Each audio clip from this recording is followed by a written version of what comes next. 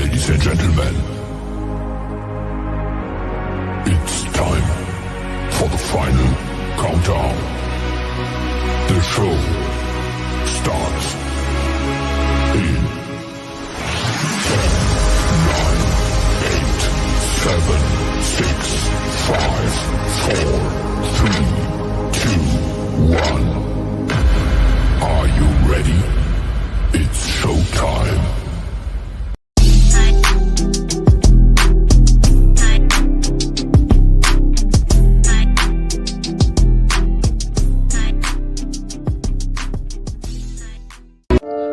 They beat me, and I called you to save me, but you couldn't. So I secretly resented you. They took our babies and sold them.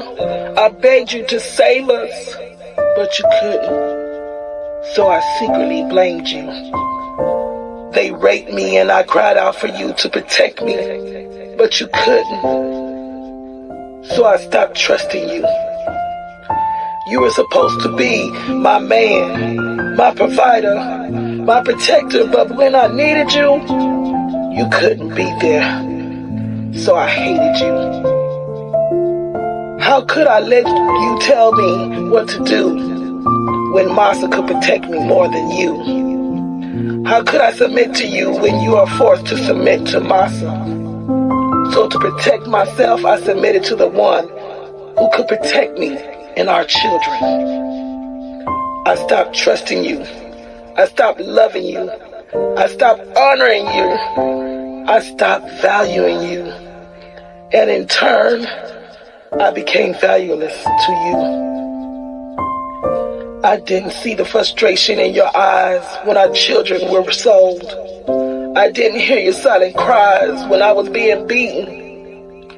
I didn't see your anger when I was being ravished.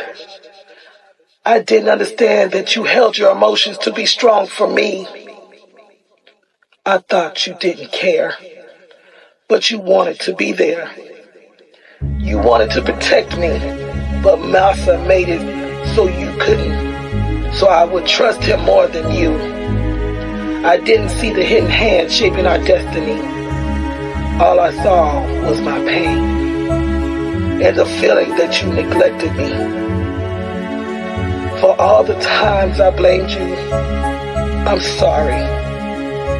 For the resentment and the distrust I've held against you for centuries, I'm sorry. For the times I've let you down, for all the times I've broken your spirit with my words and my actions, for the times I openly rejected you and tried to control you because I thought less of you. I'm sorry. Masa had a plan that he said would work for 400 years. 400 years is over now. My eyes are wide open. I see the king in you. Please forgive my wrongs and see the queen in me.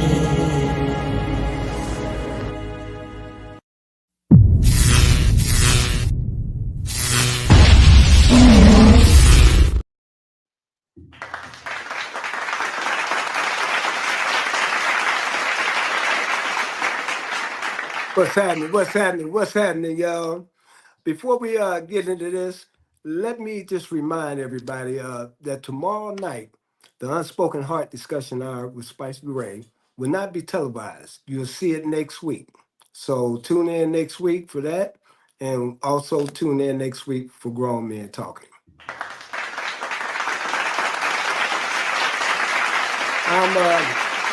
I'm your co-host tonight.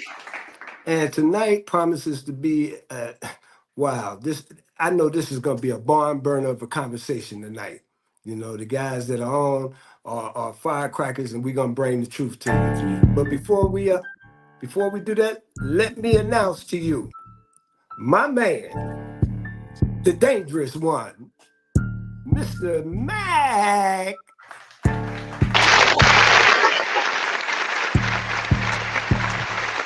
What's up, Mizak? What up, what up, what up? What's going on? How's it going? All right, how you feel? Hey, everything's smooth, man. Smooth feeling. Yeah. Stretching So it out, bro. Just stretching it out. yeah, stretch it out.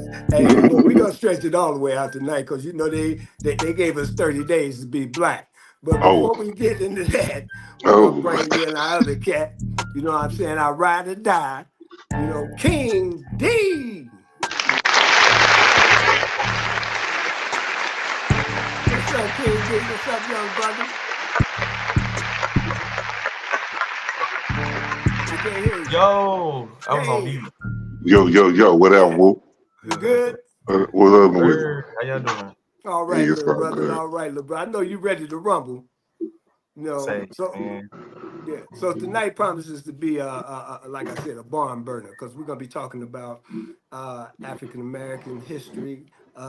You know, it's African American Month, History Month, and for some reason, somebody somewhere decided that giving black folks 30 days on a calendar would justify, recognizing them or giving them an identity. I don't know where they get that piece from, but we're gonna delve into all of that. I don't want to get ahead of the gun, but what y'all doing this Black History Month? You know, how y'all feeling? Let me go to Mac. Um, I feel like the grassroots of Black History Month have been overturned and for good enough reason. I feel like we're waking up to the history that we've been taught and moved away from. And Mm-hmm. now we are going to an age of knowing the real Black history as far as the lands go. Excuse me, as far as the lands go, as far as the people go, and as far as who we really are. I think we are now embarking on true Black history, and it's good to see. That's good. That's good. That's good. Appreciate that. King D, young brother, from your perspective, how do you feel about Black History Month? What's your idea? I mean, it's appreciated, but you can't give me 30 days to be black. I'm black around the calendar. You know what I'm saying? So I'm black all the time. So it's 30 days don't give. It's not enough for me. I need forever because I love being black. Yeah, there you go. There you go. Bless you. I like that. I like that. From a young brother's perspective.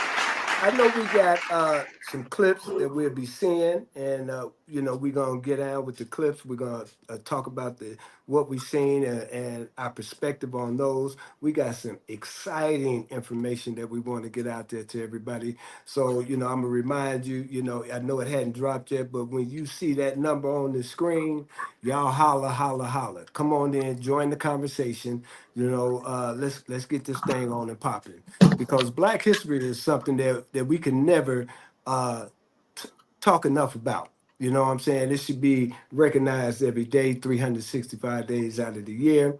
You know what I'm saying? However many they want to give us, they act like they changing at will. And we need to pass that on because right now what we'll be seeing, and I'm not going to jump ahead, but we'll be seeing things that will lead to open miseducation, or stolen identity right here, right now in 2024. You know what I'm saying? So we'll be delving into all of that. And I hope, and I know y'all do, man, but this one here, man, is near and dear to me, being that I came up in an era where I saw a lot of racism firsthand, like in the early 60s, late 50s, early 60s, and as a kid, and had been exposed to that. So yeah, so I'm passionate about this, and now that I'm a little marinated in life, I can express it in a different way, but I'm still angry. That's the bottom line. Still angry. I don't know if you are.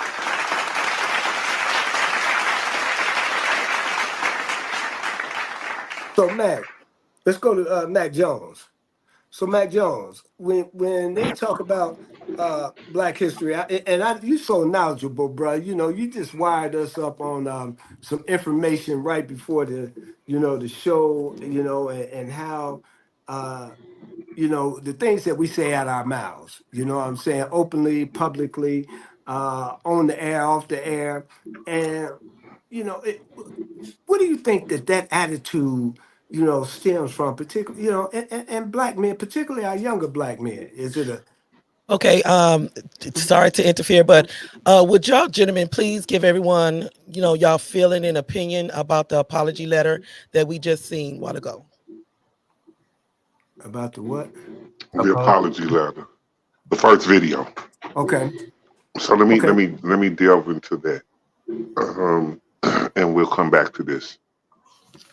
As far as the apology letter, I think personally, A, is well overdue, and B, it's about time for us as a whole to start segregating ourselves back to know who's who and what is what as far as we go, because we have integrated ourselves into our own people so much that we don't understand that all skin folk and kinfolk, and so therefore people have other agendas and other stance that they want to take that isn't towards progression.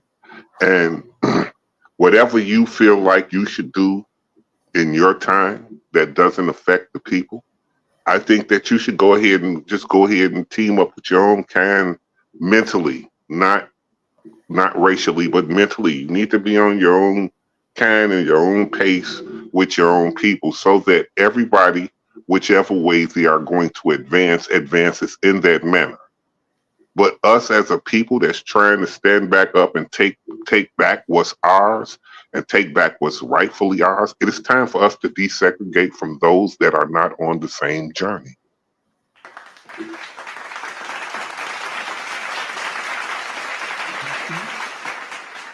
Right. And thanks, Spicy, for iterating that. You know, King D, would you like to respond to that as well? The apology letter was pretty cool. Like Mr. Max said, it's well overdue. But the thing is that, you know, it also gives on a woman's standpoint, it gives a woman's standpoint of what I don't know how I'm trying to say this. It gives a women's standpoint on a like, you know, like a apology, but it's like it. I don't even know what I'm trying to say. I really don't. Well, Take your I turn. really don't. I'm trying to say, basically what I'm trying to say is like, y'all got so much on my mind. Come on, take your turn. I know it sounds like we at church, but take your time. Basically, yeah, it was pretty cool. I got so much on my mind. I'm trying to say what I'm trying to say, but it's coming. It'll come back to me. We'll be right. Okay, We'll be back. We'll come back to you then. We'll come back. How you feel? How you feel, bro? Mr. B. So this is what's happening with me in terms of the letter. You know, first of all, no disrespect, and I thought I recognized the voice. So you know, I do want to give, you know, my kudos and applause to the creator of that piece. It was magnificent. You know, and what I took away from it was it's indicative of what actually happens. It said, you know, our women become victims of conditioning. You know what I'm saying? We all do. You know what I'm saying? And their conditioning, you know, was to find a way to be safe and at peace with the abuse that was going on. And oftentimes that meant them having the feelings that they had towards black men. Like, you know, you abandoned me, you wasn't there, you couldn't protect me, you know, the whole scenario. Because by human nature, you know, we want to look outside ourselves to point the finger at for why something is happening to us. You know, so this is why it's got to be, because he can't stand up. But for her to come back and only realize the position of the black man during that time, you know, was this, you know, that was amazing. You know what I'm saying? And it should stand as a national anthem for both black men and black women to continue to review, so that we can quit punishing and taking this stuff out on each other. Because what happens today, you know, we continue to do it day after day. So that was my take from that. But was I right by the creator of that piece? Yep. The creator was by somebody else that had written it. The voice was actually mine. Okay. And I actually like to speak on the woman's standpoint and seeing the portrait, Mhm. the apology poem, Yes, and ma'am. my perspective in reading it. I felt the pain through it. I felt exactly what women has been missing, because we always look at that. We think that a man doesn't care, that he tries not to protect us. But in that situation back in those days, he wanted to. We Hmm. disregarded that he had emotions, he had feelings, he had to fight, but he was being stricken. Right. But we also got to look at the same point as I expressed to Dwight, and we don't know if he's going to come in today, but I expressed to him as well, is that we got to realize what has happened over the generations and for centuries. We had, the one person had tried to destroy us, turn around, we're destroying one another. We need to start uplifting and coming together, and supporting one another. It's enough what they have been through back then when the white man was destroying them and turning them against them, because this is one thing they don't look at. They try to turn us against it. That was their plan, for us to go against one another as man and woman. When we need to start standing together and showing that we are love, we are a strong, race, and that we need to protect our men as well as our men have protected us. We got to realize they have emotions as well. Don't always think they're emotionless or they don't care. Now, I want to say something spicy, and it's gonna be kind of critical, because I need for people to hear and understand how serious this is. So my question when I was listening to you was actually, when are we gonna stop using the same slogan about it has to stop? And when are we going to come together and actually come up with what do we have to do to come up with a solution to bring us together to make that happen? Because you there, right? We got to do something about it. But how do we get to that point? You know, what can we do? I mean, I know it's got to be partly in our thinking. We got to change that. But what is it from your perspective? From my perspective, is that a lot of people don't want to take responsibility and step up in front of that mirror and look at self. We got to start to look at self and start healing our wounds that we coming from, because we're coming from anger. Right. And we're thinking that everyone is trying to be against us.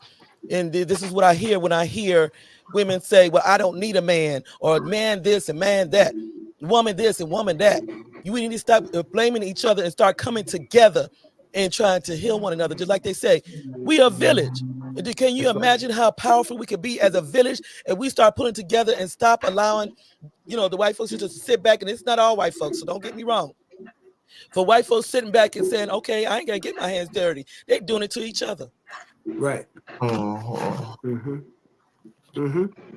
And the thing about it is, that was something that was prophesied by Willie Lynch anyway. So, what I see and what I find us doing is following his blueprint to the letter. They'll pit me against you, or me against Mac, or King D. They'll do that.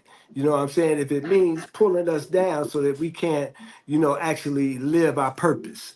You know what I'm saying? And actually exist like we're supposed to. They the sight game is heavy on that. What you think, Mac? I think the time has come for us to answer the ultimate question, which is, when will we stop saying a time got to come for us to change this, and start moving towards it? Because see, that's what's wrong. When are we gonna move towards doing something instead of keep talking about what needs to be done? When will there be a group of thinkers that decide, hey, as I said earlier, in order for us to get where we're trying to get, there has to be a nation state of us that is going to stand up and walk in the shoes. Because see, even if you want to go all the way down to something like at the United Nations, we're the only group of people on the planet not represented.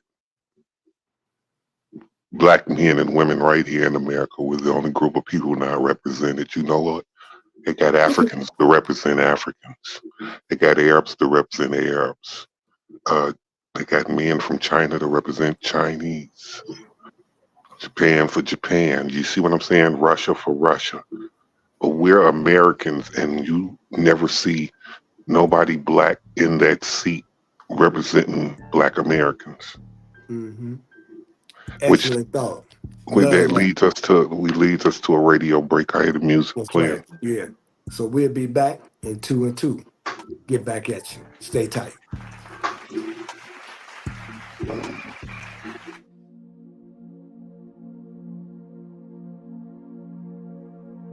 Revolving towards sweet loving mother, assurance of return, while looking into her tender eyes. Slowly stepping over threshold as my vision to stars pierce like footprints across the sky. I place hooded coverage over one's head while taking journey in direction of neighborhood store. The only attention possessed from mine was documented purchase on receipt, nothing more. All past indicative of is to reach my only safest place in mere moments, predictive time. Devil's advocate mapped me a pointed target as he attacked like fingers flipping priceless dimes. Is it a crime for me to be walking hooded coverage with unconsidered Skittles and Arizona tea? While wanting to be in my mother's arms as recorded screens validated my heartfelt plea. Lowering shades of my sleep, fading into forming your love towards shedding painful tear. Trust when I say he isn't free from justice for all. It's God's judgment he needs to fear. Silence in my ground, merely stating my path is simply just that, for we all make a forgivable mistake. Being human teenager like any other, pray over us. For my life, he had no right to maliciously take.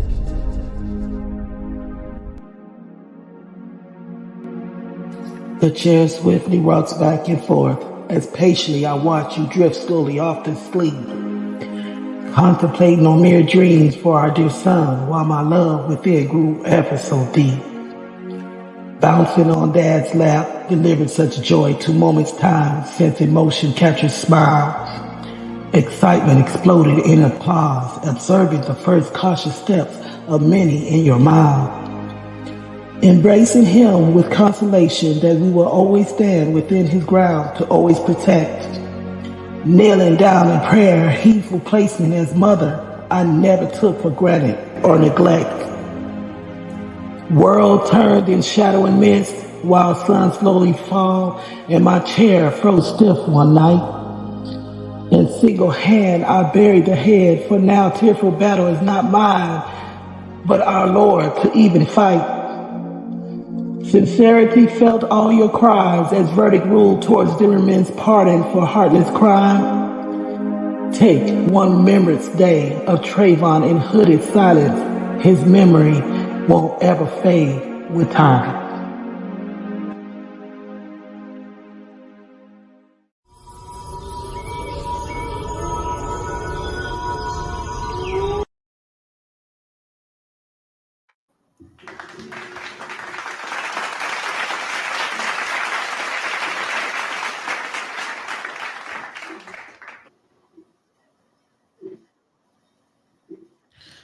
Okay, please everyone keep your eyes open. We have now going on the 2024 Powerful Poet of the Year Poetry Contest. If you're a poet and you know it, please submit in your videos of you reciting a piece over to Spicy Gray's messenger box, and also separately your contact number, because we call you live on the show. So make sure you get those entries in. The deadline is March 30th.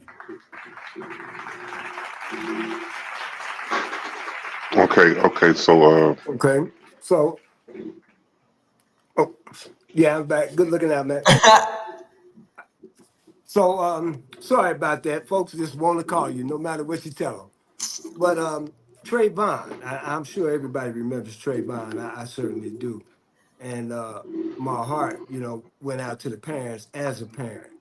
But more so, I want to start with King D on this.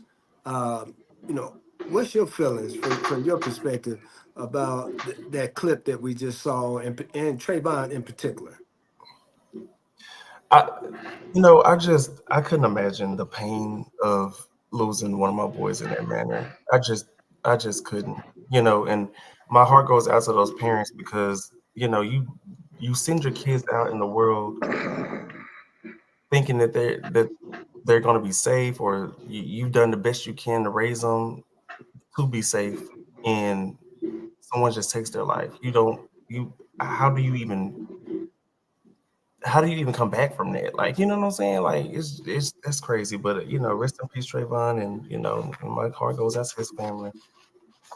Right, right. Thanks, man. Matt. Same question, Matt. Well, further than that, the heart goes to the people of the world. But I say, what's the difference? Emmett Till, Trayvon Martin. What's the difference? What is really the difference? The time, the reason. But it all ended the same way. 2 innocent children now taken off the planet. And in both cases, it was lies. And Caucasians. Yes. Yes. So what's the difference? What are we doing? What's new? What's new under the sun? Everybody, tell me something new. Right.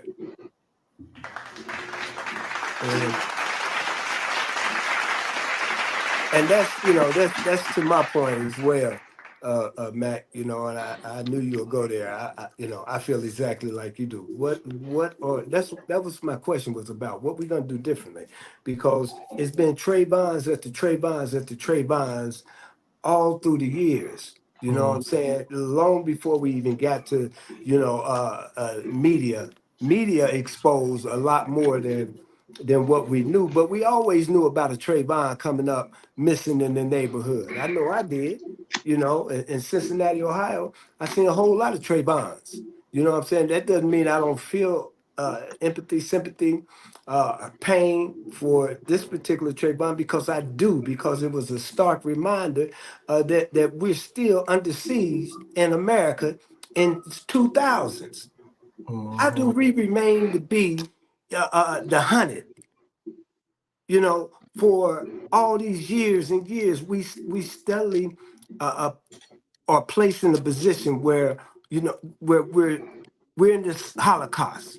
They talk about the Holocaust. We're in a perpetual Holocaust. We're being hunted down and killed year after year after year, day after day after day. Black men, a lot of Trayvons. What do you guys got to say to that point? I think. Go ahead. Oh, Go ahead. Yeah, you're right. We've had Trayvon Martin, we had Sandra Bland, we had George Zimmerman. Oh no, George Zimmerman's the one that killed that boy. George Floyd. George Floyd. That's what I'm trying to say. George Floyd. We've had Eric Garner. We've had so many. And the very last case that they tried to sweep it under. Did y'all hear about that? That how many months ago this was? It better been about a year, maybe a year by now.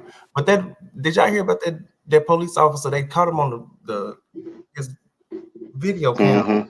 Shoot that boy, and he was like, "I'm gonna make sure you have a closed casket." Did y'all hear about that? That's just crazy. That's just crazy. He was like, "You got some pretty eyes. I'm gonna make sure you got a closed casket," because he had those chameleon eyes, and he killed that like that. It's terrible. But the thing about it is, the reason why it's not placed out there as loudly as the others, because this is like gonna take us over the iceberg. It's too much of this, and they know that at some point they're gonna have to start even this do what they did before, keeping it out of our range, because they had a lot. For instance, my case in point, I was talking to Spicy about it in Cincinnati, Ohio, which they don't talk about a lot of things, because it's a small city in America, and the market, I guess, didn't deserve that type of exposure. But it started with 19 men came up missing while in police custody in Cincinnati, Ohio. 19 of them. They didn't start really becoming overly outraged until Timothy Thomas. And they had that riot. You have Ormsby, you have the Dubose, and it goes on and on. I believe the reason why, like now, the reason why they're keeping it so quiet, because it was just another case where they found the boy dead body. The police officer accidentally ran him over, and he done buried him in the cemetery, and his family been looking for him for all these months and Sundays, and I guess they got him buried. Did you hear about that one a couple months ago? I heard about that one as well. I think the reason why the media and the people, the higher ups, I think the reason why they're trying to keep everything so quiet is because of the George Floyd situation. People start going around tearing up stuff, doing all that. So I think that's why now it's still happening, but it's quietly. It's not publicized. But crazy. That's why my boy. But you got to also look at flip sides of the coin too, right? Again, when do this action come into motion? And I'm not talking about protesting and things. We've done that for decades. It don't do nothing. There's time to make a movement in a situation to where your voice is actually heard. Because to me, if I'm being honest with you, I think a lot of people are satisfied with being the prey just to have something to complain about. They don't want to move to action. They just want to have something to talk about. Well, and it's just the flip side of the coin. Well, it's definitely a prevalent side of the coin, because if we stay locked in those types of thinking, those types of mentality, then we surely to end up worse than where we came from. They on a out and out mission to reduce us back to actual slavery. If you don't believe it, look at what's happening. That's why we tend to think harshly about our women in certain cases, or the woman thinks negatively of us. That's where all that came from. You know what I'm saying? So it's finally here. And what we're not doing is, we're not looking at this thing in terms of, like the race, the presidential race. They putting us against Trump, and here's Biden, and folks say, well, I don't want neither one of them. So a no vote goes to do. We got to get strong, and we got to do it from within, because we're not going to go through violence to make it happen. And so if you're not willing to do that, then the next best thing to do, something more permanent, is to think and to apply some wisdom to this thing. Make it happen. And not understanding or learning your history, people, just means you're doomed to repeat it. Right. Mm-hmm. You're doomed to repeat it. Exactly. So what that look like for you, King D, in terms of our mental state, when we talking about racism? Because I hear a lot, and I don't blame stuff on rap music or any other music, because each era had its own music. Right. And with that music came a message, whether we realize it or not. So here it is. The message today is of discomfort, being tired, being afraid. How do you see us? Because our youth is our strength. You know what I'm saying? How do you see our youth mentality playing into this whole thing? I mean, I wouldn't blame the music. I blame the world. I mean, everything's so worldly now. I just blame the world. Everybody wanted, like me and my sister was just having this conversation last Wednesday, I think. Who, once the doctors and lawyers and everybody that's working in the hospitals and stuff now pass on, who's going to help us? What I'm saying? We're not going to have nothing else. Everybody all the kids want to be gangster. They all want to be hood. They all in the streets. What I'm saying? Instead of focusing on the issue at hand, which is living a normal life, together, ball. Like they out here killing each other. They out here robbing each other. They out here just doing the most. It's just gone to shit. Honestly, it has. And if it, you know, when I teach my boys, I teach them to stick together, and then I teach them like their cousins and stuff. But I can't teach the whole world. You know, we just gotta think. So, and that's a great point because I tie that into our history. You know what I'm saying? And our history, you know, we come from something stronger than that. You know, where we didn't outright, well, we did kill each other at times. But when we were talking about being captives as slaves, you know what I'm saying? That was a strong time for us. You know, it proved our strength to endure that. Crazy because, and I don't mean to cut you off. Go It's ahead. so crazy because back in the slavery times, they all stuck together like glue. Together. They all like for instance, I just learned recently that braids in your hair, that was the maps. That's so creative. Like that, who thinks of that? The Right. only we are very, very smart. Very Like that's smart. hard shit to think about. So braid a map in someone's head. The quality, you know what the hell, like that's crazy. Like they stuck together so much back in the day, and they, you know, when one failed, they all failed. But nowadays, I fall right now. I don't have nobody to call. I don't have nobody to depend on. It's just me, myself, and I. You know what I'm saying? And my kids, of course, but I'm there for my kids. But who else who I'm on? But if it was back in the day, I could call Aunt Susie, Aunt Bam up the street. You know, it was just different back then. But now, like that no more. You're right about that. You're right. And that's the element that we're missing, because if we can recapture that, you know, that's one of the things that's going to be leading us to the roadmap of recovery. You know what I'm saying, as a people, or being able to, I don't know if I want to use the word recovery, you know, because we haven't yet to recover, you know, from the devastation. But it would put us on that path to try to gain that and have that. Because at this time in our life, this is the time in the life when we need to have our own everything. One of the things that I do know that hurts is economics. So when you're talking about devastating the economy, you know what I'm saying? When you talk about, no, I am not spending my dollars with you, when you say that to the man holding the bag, oh, it gets tight. Real. Yeah, it gets a little tight. What y'all think about that from the economic standpoint? I mean, not even only from an economic standpoint, but also from a political standpoint. We have no politics in the game to be worried about the other. Just like we have no politics in it, we have no security of us in the game. You know, there's a lot of economical things that we're missing, not just monetary.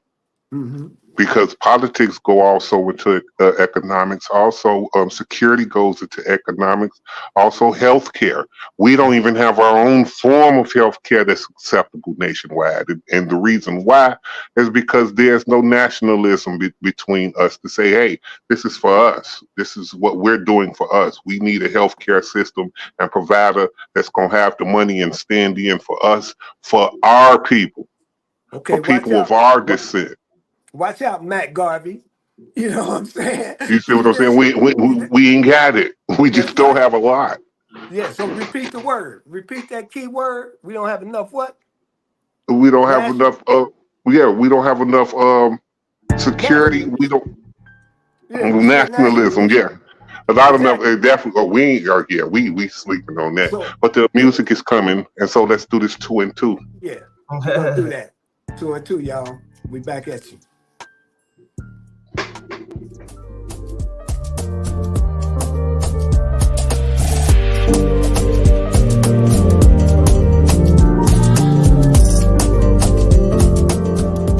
I was used in a circus exhibit because of my large buttocks. I am Sachi Bartman, also known as Sarah Bartman or Hottentot Venus. I am the woman who was exhibited as a circus attraction due to my steatopygia, which results in extremely protuberant buttocks. I was born in Africa in 1789 and a daughter of the Khoikhoi people. I was given the name Sachi, meaning Little Sarah. My childhood ended abruptly when I was taken from my family by a man with false promises. I was a young woman with very unique physical features, so I was taken far away from my home to be displayed as an attraction for crowds of Europeans to see. I found myself locked in a box, a cage with glass walls, poked and prodded like a strange bug, paraded before jeering crowds who gawked at my body, seeing only skin, not a beating heart. They called me a Hottentot Venus, an exotic creature. I was objectified for others' pleasure. I died at the age of 26 of an undetermined inflammatory ailment. After my death in 1815, my body was dissected and displayed in a museum, which further objectified me. In 2002, my remains were sent back to my homeland where I was laid to rest. This was done to acknowledge the suffering I endured and to honor my memory.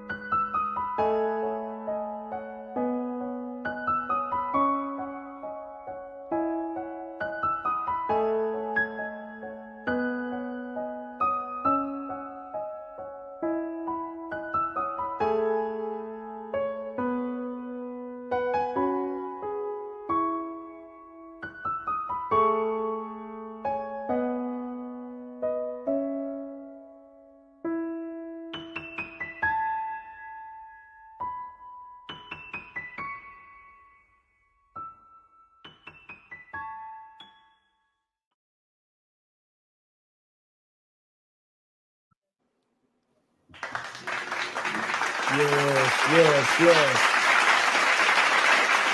All right. I like to jump right into this discussion. But before we do, remember the 2024 Powerful Poet of the Year Poetry Contest. Get your entries in. I think the last submission will be, the deadline is March 30th. So let's get that in. Got a beautiful trophy waiting for somebody.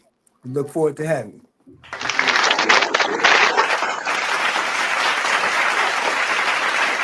So I like to bring Spicy back into this because this piece here was a Black woman.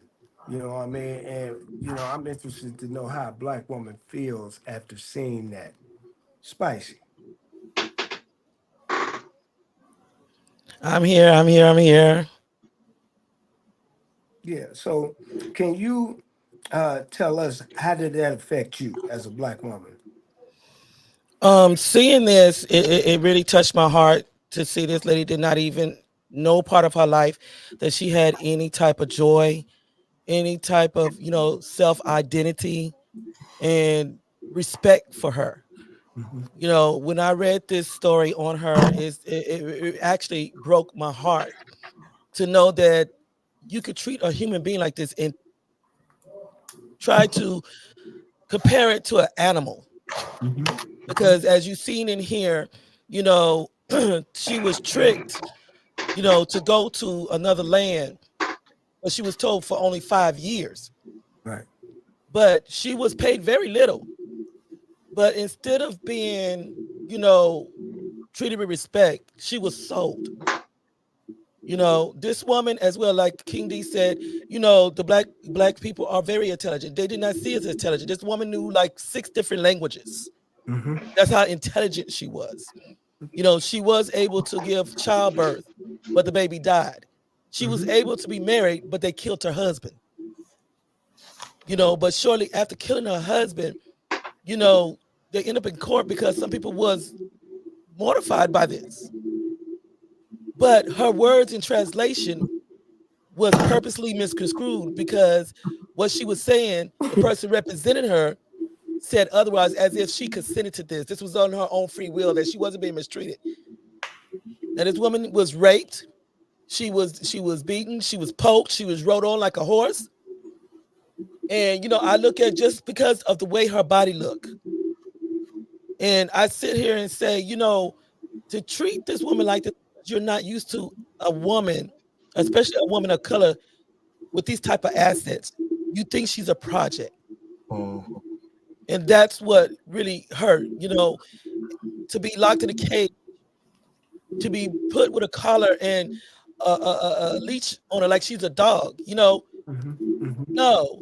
And then not to even have your body rested after you passed. Right. It wasn't until after 100 years later that Mandela stepped up and requested for her body to come back to her homeland. Right. And this is what hurt, because even to this day, not all men, but some men disrespect the body of a woman. Put a position a woman to feel insecure about her body. But see, even now, a woman is also disrespecting her own body. Right. You can't complain about something when you're putting it out there like that. We go from coverage to exposure. What example are we sending to our daughters? Now, the treatment that is being done to women now is no different than what it was done then. No. If you really look at it. And it's not. And if we really want to be honest, you know what I'm saying, it's on automatic pilot because, you know, some of us, you know what I'm saying, continue to inflict Black women with this type of behavior, you know what I'm saying, from our own race. You know what I'm saying? And whether we want to admit to it or not, it happens. You know, I've been guilty of derogatory comments. You know, it's a growing thing. You know what I'm saying? And, you know, we got to come up out of that. You know, I mean, you can't body shame. You can't downgrade these queens. You know, it's affecting our whole community. You know, and at the end of the day, you know, the health of our community is at stake. I don't know. How you feel about that, Mac? Seeing that footage. I feel like that time and the time we're in now is pretty much no different when it comes to that. From a woman's standpoint, not from a woman's standpoint, but from a male aspect looking at it, it's like, you know, it comes on and it says she was locked in a glass box. And it's so prevalent, you look around and see how many women are prisoners of their own cages. And the cages that they put themselves in, they don't even know that they're in them. So it's just like being in a glass box. You don't see the glass. It's there, but you can't see it unless you know it's there. And a lot of people don't see the glass there. And they say, you know, they say she was rolled, her back was rolled like an animal. With Black women, you don't see how your backs are being rolled today. You don't see them on your back from everything that you do. They say you was poked and prodded like an animal. You don't see yourself being poked and prodded because they're always trying to sell you something that says, in the name of beauty, we can make you look better. We can give you this filter. We can give you that filter. We can give you these lashes. We can give you that wig. We can give you this weave. We can give you this makeup. We can give you this surgery. They're poking and prodding at your beauty. You know, it's the same thing. So we still being stripped of our identity. You know, we continue to allow them to strip us, you know, from our birthright. You know, King D, where you at with this? You know, Sarah, that's such a whole sick situation. And then for this lady not to be buried until 2022 or 2002, or what was it, 100 years after this woman was way over 100. And y'all just now reached it. I mean, that's just sick. Like, that's sick. That I have no words. That's just nasty. That Yeah, is. it is. And you know, one of the things, and I'm gonna say this, but let me give a shout out first of all to our audience. Please, we appreciate you tuning in. However, please call us. Feel free, call in, chime in on this. This is a very important topic for all of us. It concerns all of us, all humanity. You know, and we know the science behind that. So, you know, let's call in, join in the conversation. Uh, you know, I like to say that I'm angered, I'm outraged. You know, we already know that our women was abused. And I'm gonna be honest with you, I had no idea. I like to consider myself kind of sound, but I had no idea of Sarah Bartman. I had no idea of her. I didn't know the story. You know what I mean? I wish I had. Why I didn't, I don't know. But it's a horrifying story. You know what I'm saying? Of abuse to a human being, to a queen, to somebody that was that wasn't an animal. They were an intelligent person that had gifts to give to the world, and another group of people who continue to do the same thing year after year right now as we live and breathe, abuse of people because of their skin tone and what we bring to this world. That's one of the things we can't get past, is that we must be bringing something, because they keep trying to take it. They keep trying to snuff us out. And then it's on automatic pilot, because we find ourselves many times, caught in the grips of self-infliction. Mr. Jones looked too much like me. I'm mad at him. Come on. What you say about that, King D? Yeah, that's crazy.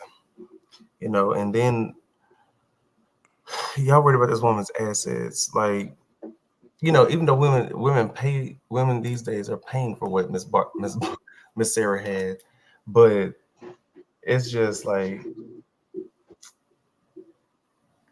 I don't know. It's crazy. It's crazy.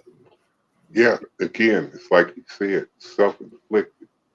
You say, remember they said they took her and put her in a circus, a traveling circus.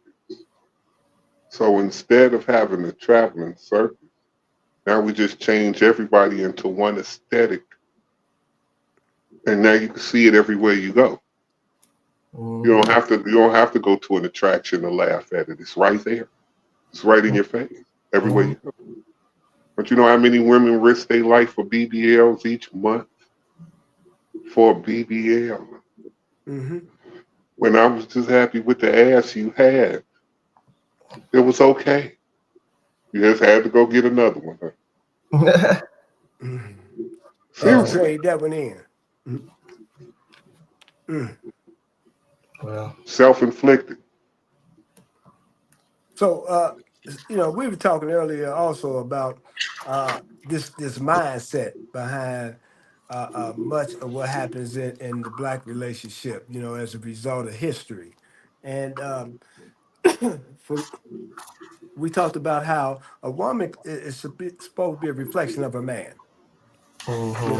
And so if you're doing one thing, she gonna follow suit.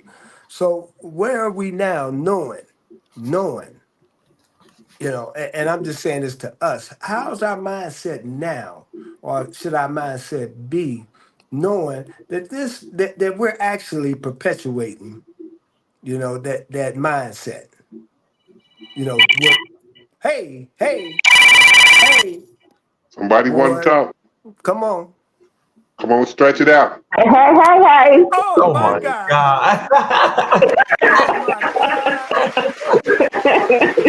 Hey, and that ain't Roger neither, talking about hey. Listen here. You see, I say go ahead, stretch it out. Go ahead. I already know who it was. Yeah. I got to chime in. I got to chime in. And I was listening. I was listening to the story, because I copped in late and stuff, not feeling too hot. But I came in on part of the story. I've heard of the story of Sarah, and I know all about her whole story and how she died and everything. Now, unfortunately, I can't believe people want to pay to have a booty access like that. You know, I can barely find jeans to fit in now. I wouldn't want to do all that. I mean, for real. But unfortunately, it is like that, and it's still like that, and it's going to remain like that. It's not going to change. Well, why? It's not gonna be like that. As long as you have men that love that BBL, it's going to continue until women know their self-worth. Until they learn their self-worth, they're going to keep on doing it. Okay, so I'm just saying. now you saying so part of the solution is awareness, yeah, right? Self-awareness. Most definitely. So Yes, what about self-awareness, be part of what God gave you. Yeah. Huh? So what about the application of the self-awareness? How do you apply what you know about yourself, to the situation to prevent all of that or to make that situation better? How do that's what I'm trying, the how to. You're talking about the how to in the future as far as the next generation coming up? Yeah, like right now today. What message can Well, we give right now, to men and women? what we can give to the men and women right now, be proud of who you are. Don't let this world change you. You change the world. Don't let the world change you. You be the leader of today. Okay? Topping up your body, adding on this, changing your features. God gave you. You're beautiful. Understand that your melanin is beautiful. Just the way it is. You don't need to enhance your body parts and enhancing and changing your face and stuff. God made you special. And stay special. Stay that way. That's right. I'm just saying. I agree with you. I agree with you on that. He made everybody special. But let me throw this monkey wrench in there. What's happening on the male side? And I said men and women for a reason. So we got men. Excuse me? And I was applying that to both. Okay. Because you got men out there adding muscle pads and all kind of stuff, stuff on top of their head, gluing hair on top of their head. And hey, to each their own. I don't have nothing against it. You want to do it because you just want to have your own self-improvement, not because somebody else is doing it. That's your business. But if you're doing it and you're not happy with yourself, there's something going on, you have some depression going on, you don't feel good about yourself, go seek help first before you start the chopping and screwing on your body. That's right. Let's also not forget that the men also have penis enlargements done as well. Right. That's what I was getting at. They do biceps, cups, they do the stomach, face, Wait. arms, legs, and everything. Hold on. There's penile institution surgeries. Oh yeah. Yes, definitely. They have that. And they have it where they can get bigger buttocks, so they can get bigger arms and chest muscles and stomach muscles and all kinds of stuff going on. Brazilian butt lifts, breasts. They get it all too. They do it. Go look it up. You'll see it. It looks disgusting. No, ma'am. I don't want to see another man's institution. No, ma'am. I'll pass on that. I'm about to stop it, Roscoe Silly Rabbit. No, ma'am. I'm good. No, but it's sad, and I just think everyone should be happy just the way you are. I'm not going to go change my body. And Lord knows I don't need to add on any more booty at all. I'm good. I don't need nothing else. I thought I did in the past, but I said, I had a hard enough time finding a pair of jeans that fit. I don't need another pair. I don't need to do it. So, I never wanted to, but still. King D had a question for the caller. Mm-hmm. Oh, no. Yeah. I was just going to mess with her. I'm going to say, I'm going to give me some abs. What for? I need them. Yeah, you might want to, because after that gut punch I gave you, you kind of cushy. She came over. You talk about the automatic brake system, or you talking about what are you saying? Some abs? What type of abs? I thought that meant automatic brake system. Hey, I'm just saying. I'm gonna head on off, and y'all keep up the good work. You're doing wonderful. Okay. Amen. Well, Bye bye. we appreciate your point of view. There go that music, Mac. There go that music. No, that means we'll be back in 2 and 2. Everybody stay tuned. See you in a 2 and second. 2. We'll be back.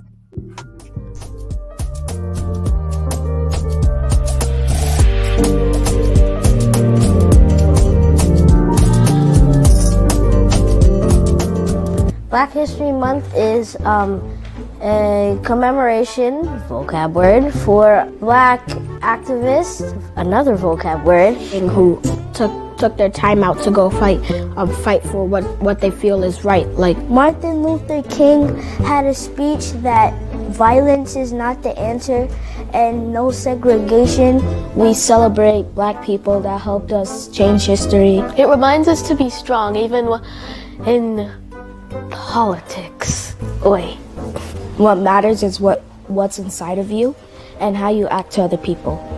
Doesn't matter if you're Black, if you're white, you should always celebrate it because you know the struggles Black leaders went through in order for you to be here right now. Even though we may have the different skin color, we're still the same type of people, no matter what. And a lot of people, they don't see me for who I am. They see my outside appearance, but they don't see what I have on the inside. It's very hard to grow up knowing that you're Black and you have a lot of personal prejudice against you. I see it on the TV and I'm like, is that going to happen to my brother? Is that going to happen to my dad? I always have that in the back of my mind every time that I'm home and they're not home.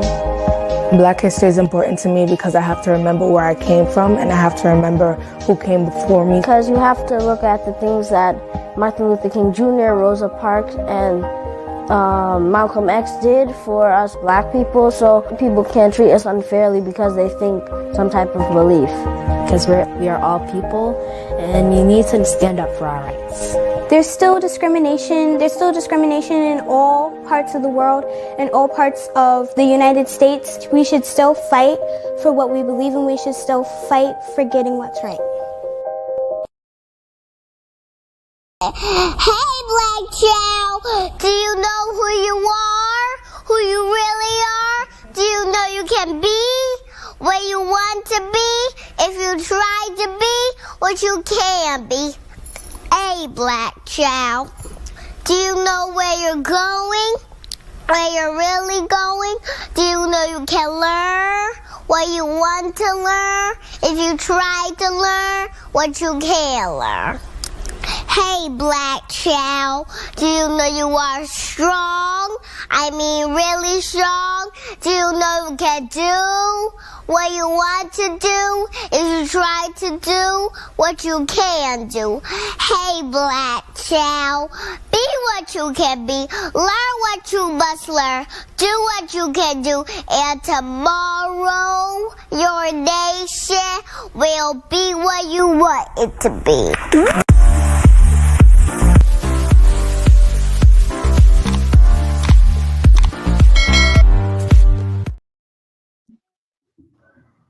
That was powerful, amazing, powerful. Remember, tomorrow, before we get to that, we want to remind you, tomorrow night, we will not air the Unspoken Heart Discussion Hour. Spicy and the rest of the crew will be back at you next Saturday. Until then, be safe. But we also want to remind you of the 2024 Powerful Poet of the Year poetry contest. And I got to tell you, Spicy went all out. This trophy, wait, when you see this trophy, I mean, it ignite that fire in you, that passion to go to put down something really special. Remember, you got to get your submissions in. The deadline is by March 30th. Deadline, March 30th. Now, let's jump right into this clip, I just want to start by saying out of the mouth of babes. You know what I'm saying? Out of the mouth of babies. You know, Mac, take it away, man. Take it away. What's your view on what we just saw with the kids? With the kids, it is great that we see that somewhere in this world there's somebody giving some children some direction. And we're not just totally being thrown away or thrown to the wolves as a people. Because in hindsight of things, without them, everything else fails. I agree. It starts there, our foundation. King D, same question. I agree with Mr. Jones. Like, I applaud the parents, because the parents and teachers, the people that's in those kids' lives, are teaching them that not only to tell the world that they can, other Black kids, they can be what they want to be, but I'm sure they believe it themselves. And you just gotta applaud the parents and teachers and stuff. So, and let me quickly just say, I really want to bring home the point that this is what, Florida's governor and other folks is trying to stamp out. When they try to pass policies in this country, that limits or takes away the education of our history, of our values, of our worth, out of the classroom, out of the homes. You know what I'm saying? That is enough to devastate, our culture. That weakens our culture. And that's why it's imperative, I know for me as a great-grandfather and a grandfather, is to be able to recite this history as I know it, of my lineage, and what's been true, you know what I'm saying, in my lifetime watching us. So because it just showed us that they trying to get rid of books. So this Black History thing, you may not be able to read about. What you gonna do then? Somebody help me with that. When you make moves as bold as that, and you're not interested in understanding why the moves is being made, you have to understand what they're trying to do is make you less and less and less important. And as they continue to make you less and less and less important, they then can start making moves to completely wiping you off the face of the planet, including all of your accomplishments, by wiping out the knowledge of everything that you did. And that's why it's so important to fight against things like that. Yeah, I feel that, man. I feel that. And as you were saying, that I saw the correlation between, our youth, and the destruction of the education, the devastation, and also as it relates to, the killing of our Black males, because you don't want this thing to flourish or populate at all. King D, where you at, baby? I agree. I agree with you. Like, yeah, it's about that time we get it together. That's it. Yeah. And I hear the frustration in your voice. I think it's in many of our voices that, for us that are conscious, this is so exasperating that day after day after day after day after year after generation, that we have to be placed in this, in this continuing Holocaust. And wake up, and America asks us to ignore that, except for 30 days. I'm gonna give you 30 days to be just talk about it, and that's it. No, I've been mad. I've been mad for year after year after year, because I realized today that a lot of the things that I've done that was negative, things that when people find themselves in prison or drug addiction or that type of thing, it's a direct result of exactly what we're talking about: the kidnapping, the enslavement, the abuse, the mental torment of African people. Right.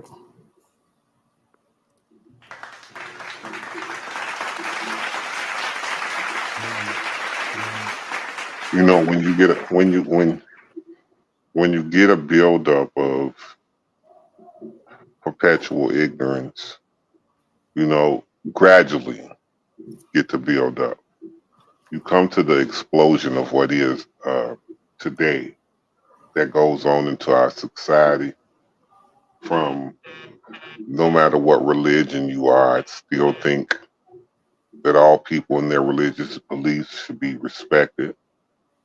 All people in their spiritual beliefs should be respected. All people should have the right to their own thoughts and their own speech. But you see quite the opposite going on today, to where they don't want you to talk about certain things. They don't want you to know about certain things. They don't want you to have any bright ideas, and they don't want you to to do anything that is going to stand your culture up out of the dirt. And that's what we have to realize, that that's what's going on. And I don't just blame this on white people. I'm not going to even say that to these days, because in this day and time, you have people that have took the reins over from white people and are now doing the work to keep us all at bay themselves. And they are our own people, or allegedly our own people. They're supposed to be our own people. And they keep us farther in the dirt than any white man could ever do. So that's how I feel. I agree that we play a significant role and when I say we, I'm just saying that as defining the culture. You know, absolutely. We do that to ourselves. Now, I know many people take objection with me when I make the comment about the N word. Well, me myself, I don't use it. I come up at a time. I come up in the 50s and 60s, and thank God that part of my reconditioning, you know what I'm saying, because I was one of them original Junior Panthers and the whole thing, and Huey Newton, Marcus Garvey, I mean, those were my, where I was an athlete, but those were my like heroes. And in doing so, it allowed me to gain this affection for finding another word to describe myself or my brother than that. And I find that words have significant power, because if you speak it into existence, that's what it's going to be. You know what I'm saying? That's what we start to act like. And we are too, you pointed out, King D, we are too intelligent of a people, man. That woman knew 6 languages. Look at our babies. Look at our babies. We just seen a tape of our babies who was so articulate. You know what I'm saying? So amazing. Such a wonderful gift that, self-pollution, we need to look at our self-pollution. You know what I'm saying? I can't say stuff and do stuff that's going to pollute my seed, because they hear and see. So you're right, Mr. Jones. We do a lot to ourselves that they ain't responsible for. Absolutely. And you definitely said a key word that I think has grown pretty much extinct in our community, and that word is hero. A lot of black men that don't have heroes anymore.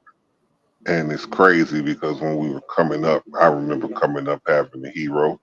I know everybody that I came up around had their own personal heroes. Right. But who's the hero to the black community right now?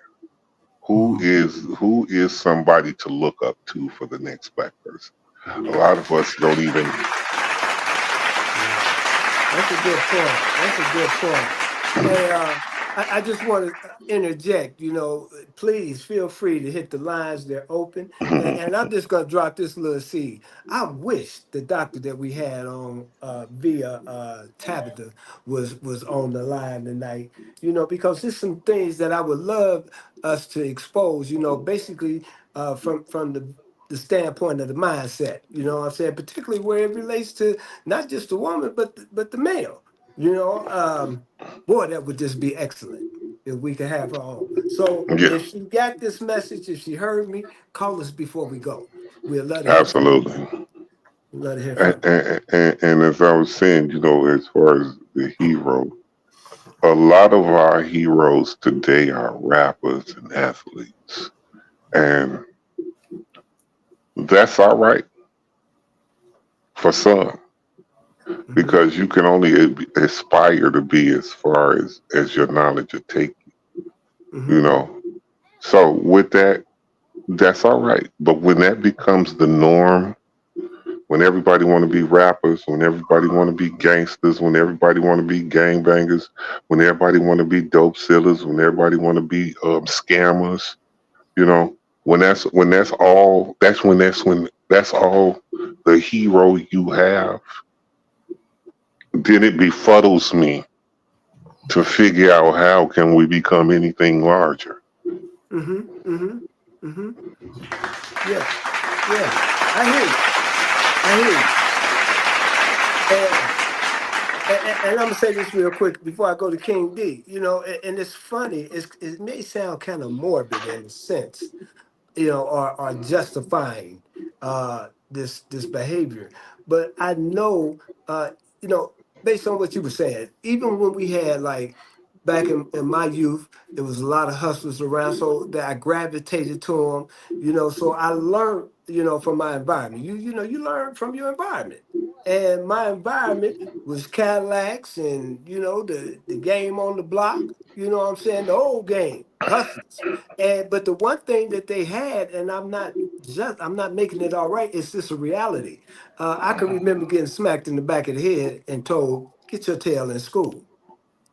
Now we're not doing that. We're not sending them to school. What we're doing is saying, "Yeah, here, and take this pistol with you." Because you're gonna need it. You know what I'm saying? So the value system has changed. You know what I'm Yeah, saying? but Hustling then was a way to eat and feed your family. That's what they left available to us. This is this self-sabotage. yeah, Self-sabotage. You know, but when do we realize that we got enough money to build our own hotels and, you know what I'm saying, the resorts, and employ our own people? yeah, that comes with the word that you said. The value system has changed. So it goes back into, okay, my heroes. If my heroes are a bunch of lowlights, then what is the value system of myself? No matter what anybody tells me good, if my value system is worthless, how do you think I'm going to be worth something? And that's the thing we need to really speak on. There's a lot of people, value systems are in the toilet.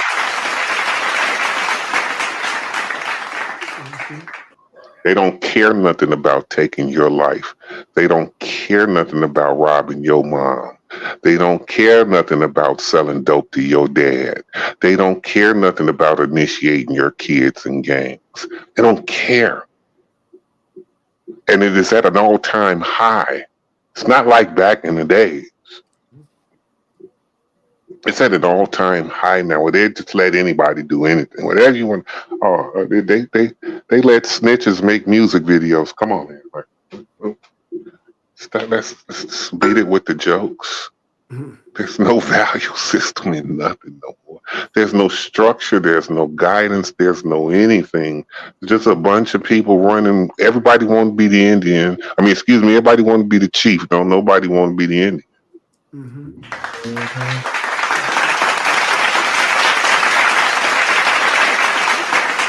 What you feel about that, D? I agree, but the thing is that you see the Hispanics stick together, the white people stick together. You see everybody stick together, but I don't know about the black people. Like, because everybody's out for self. Like, I know multiple people that have businesses, but they will not let you know how to get on, because they're just out for self. That's just the way.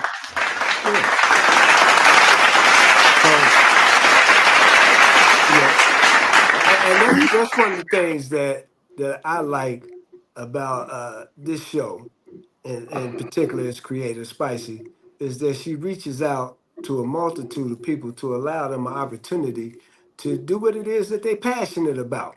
You know what I'm saying? And do your thing. And that's to be commended. You know what I'm saying? And far too many times, we ignore that. Not just with her, but we ignore that and the folks that surround us.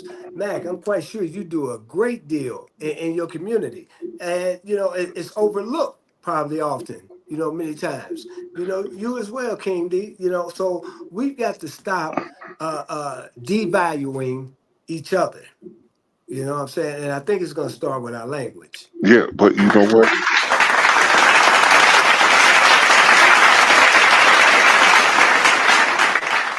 Piggybacking off you, Mr. B, and talking about what King D just said, right? Think about it, King D. You said a person will run a business, and they will not tell you how to get on. Do you understand why they won't tell you to get on? I will tell you what the secret is. They don't know the number one rule of business. The number one rule of business is business don't work unless you got people. I don't care what business you doing. And so when you thinking you doing something, but you have no people because you have no network line, because you won't talk to people to see how other people got ideas, in turn them, let their ideas brush off you to make your business bigger so then you can put into their business to help them build their business, then how are you going to have business? Mm-hmm. You have no business.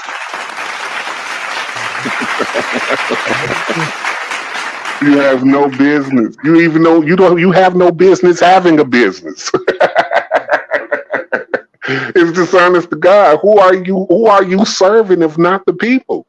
So if you serving the people, it's not just the customer, but you have to understand that other businesses become customers because they become customers of your knowledge. They become customers of your contacts. They become customers of your trends. They become customers of everything that you do. Why do you think McDonald's and Burger King competes against each other? Because they are customers of each other. They learn off each other's back to be able to come back and give you what they got to give to the people. That's how it works.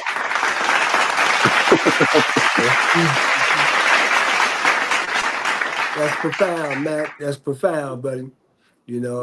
Absolutely on point. You two brothers, let me say publicly, we don't always agree, but boy, these guys are so dynamic. They are so dynamic in their mindset.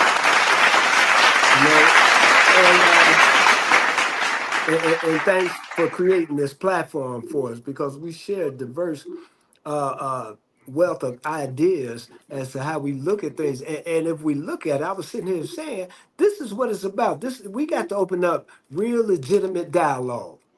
Real legitimate, take the gloves off, dialogue about, number one, black men in America, and then black men and women in America. You know what I'm saying? And, and how can we really go about taking that step, that really big step into changing that whole dynamic that we face with now that keeps us downtrodden? You know what I'm saying? I'm interested in doing that right now today. So one of the things I like to do, and I hope I'm not wrong, but I am going to make a challenge, for this 30 days of being black. So for 30 days of being black, let's try being kind to somebody in spite of, and let's try taking that N word and change it in the neighbor. Just try it for 30 days.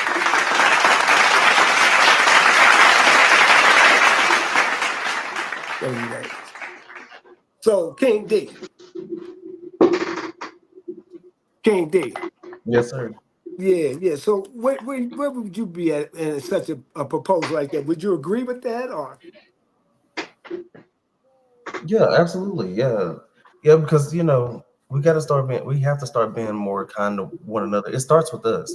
Just like when you run your household.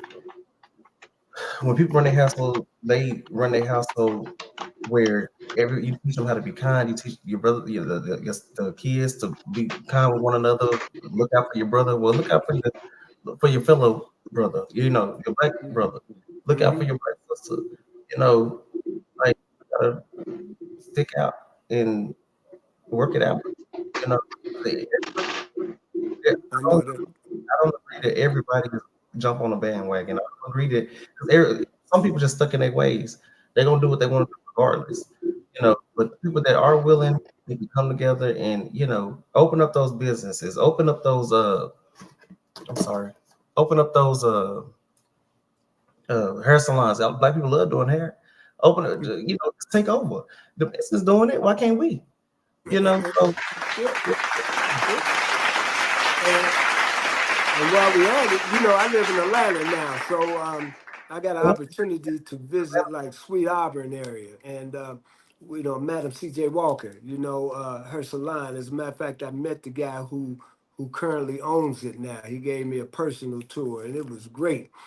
Actually, Diamond and myself had gone down, and no, it was another guy. We had gone down together, and he showed me all the original tools that she used. You know what I'm saying? And this was a sister that not only cornered her own business and own brand, and she was a wealthy sister. And not only was she wealthy, she was powerful, and she was giving to her community. So with that, I want to go to the Mac, and let me get let me get some encouraging words for the night, man. Something we can take away from this whole thing, and to grow with. As I said, there's no business without people. But in other words, what do I mean, people? I mean support, which is one thing us as a people have to learn for one another. Support.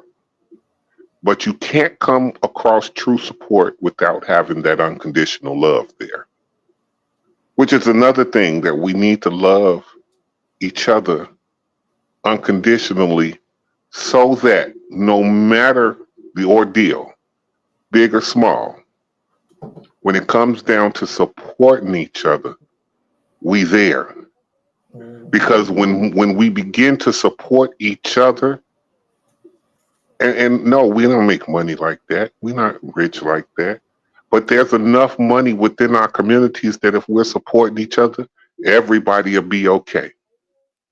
The problem is you're worried about what's going on with you in your house and not understanding that there's a lot of sinking boats, a lot of Titanics out here. We don't have to be the story of the Titanic. The Black people don't have to be that story. We don't have to be the sinking ship. We can actually come out of this victorious. But it starts with support, and support starts with unconditional love. Yes, sir. Yes, sir. Yes, sir. Yes, sir. I love it. I love it. I love it. So before we get out of here, I'd like for us to salute the memory of Tamir Rice, Trayvon Martin, George Floyd, Dante Wright, Manuel Ellis, Sandra Bland, and Breonna Taylor, just to name a short list of a few. But to all our fallen comrades, Black sisters, Black brothers who have fell victim to oppression in this country, and the self-inflicted death by virtue of this society. Hey, listen, let's heal, y'all. Let's heal. Let's take this 30 days and really dig down and try to heal so we can get the next 30 days and really apply what we got out of this, so we can take it on the rest of the year and on to the rest of the years after that. We love y'all. We love y'all. And y'all know what's going on, It's grown men talking, incorporated. The White, we miss you. We'll see you next week. We out of here, y'all. Much love, bro. Brother.